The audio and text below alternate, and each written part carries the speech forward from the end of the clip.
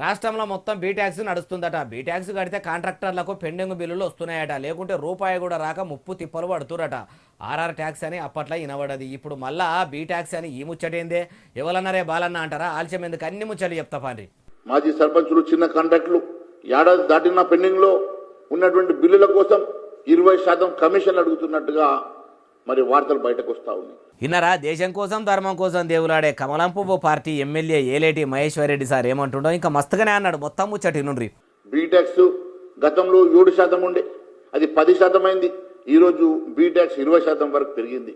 ఇప్పుడు 20% బీటాక్స్ కడితేనే మాజీ సర్పంచుల కాడికెళ్ళి బుడ్డ కాంట్రాక్టర్లు, పెద్ద కాంట్రాక్టర్లకు పెండింగ్లో ఉన్న బిల్లులు మొత్తం విడుదల అవుతున్నాయట. మరి మహేశ్వర్ రెడ్డి సార్ అంటున్న బీటాక్స్ ఏంటిది? ఎవరు ఈ ట్యాక్సీ కట్టించుకుంటున్నారు అంటే, ఏమో ఎమ్మెల్యే మహేశ్వర్ రెడ్డి సారు అనే బీటాక్స్ అంటే బట్టి ట్యాక్సీ కావచ్చు. అయ్యా ఎమ్మెల్యే గారు, మీ దగ్గర బీటాక్స్ కట్టినట్టు బరబ్బర్ ఆధారాలుంటే సెంటర్లు ఉన్నది మీ పార్టీ కాబట్టి ఢిల్లీకి పోయి తెలంగాణ చేయి సర్కారు మంత్రులు అడ్డగోలుగా అక్రమాలు చేస్తుర్రు, బుద్ధున్నట్టు కాంట్రాక్టర్ల నుంచి ట్యాక్స్ పేర్లు చెప్పుకుంటా దోసుకుంటుర్రు, ఇవి ఆధారాలు అని వాళ్ళ ముంగడ పెడితే సర్కారు లాంఛనాలతోనే ట్యాక్సులు వసూలు చేసేటోళ్లను పట్టుకపోతారు కదా సారు.